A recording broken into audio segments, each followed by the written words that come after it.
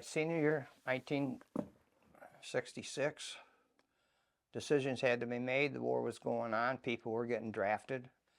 I was in a Catholic prep school, and my teachers were actually anti-war.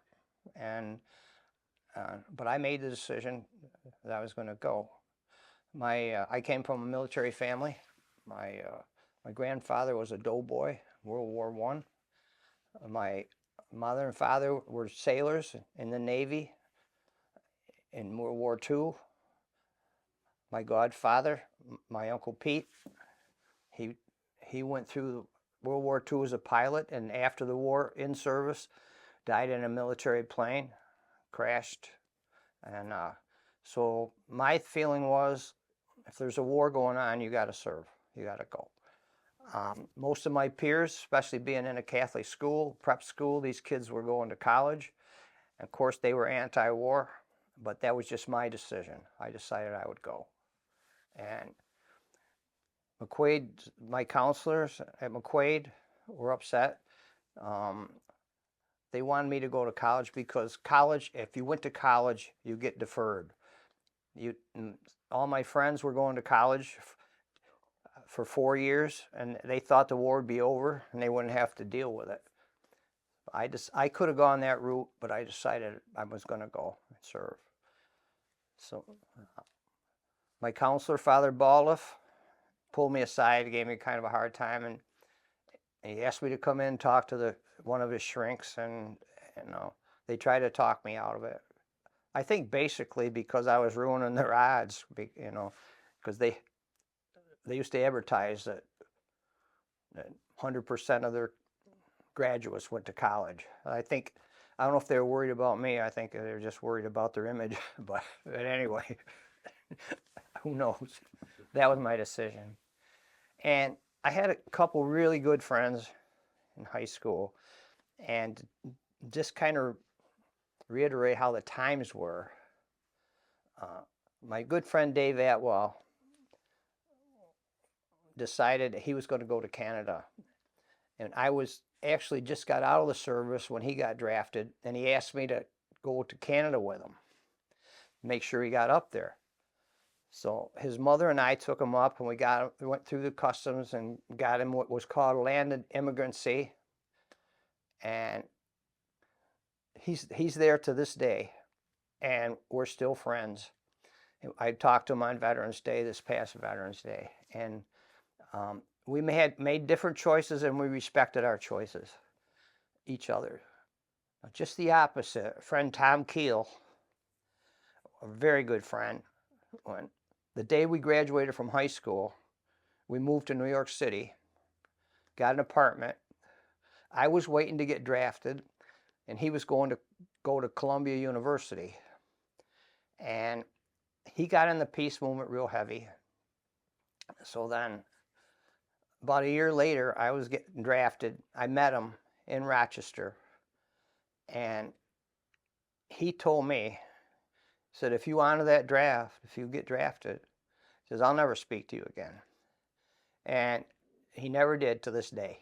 And he was one of my best friends. We shared an apartment all through high school. We went to proms, dated together, and I don't even know what ever happened to him. We never spoke again. But that's the way it were. I mean, big separation. Families were separated, ideas. People had to make a choice. And the war really got in the way of a lot of relationships back in the day. I remember the day I got my draft notice, I can remember it like it was yesterday.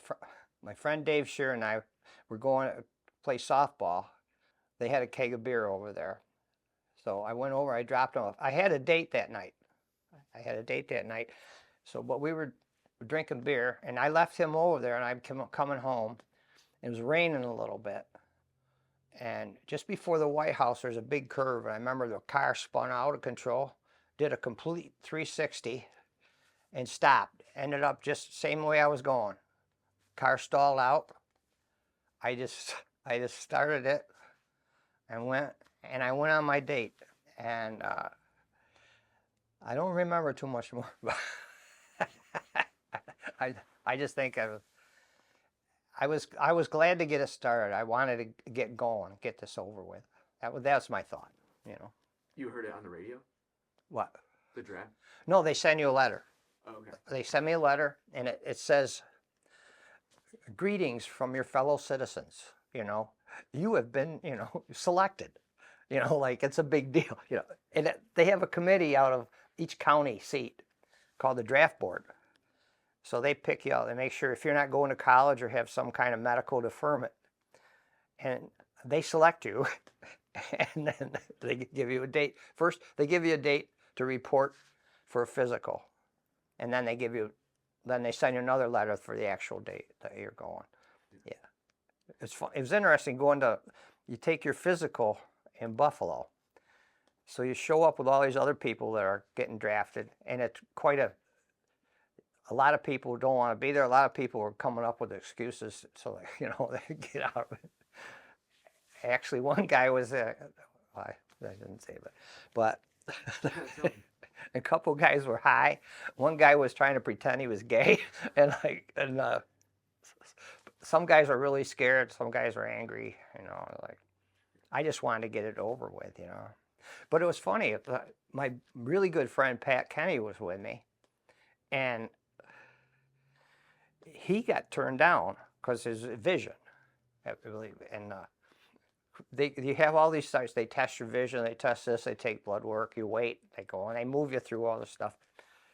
So Pat there, they're doing the eye thing, and so the guy first of all he says, "Hey, Pat, give me your glasses," you know, and Pat gives him a glass, and the guy goes,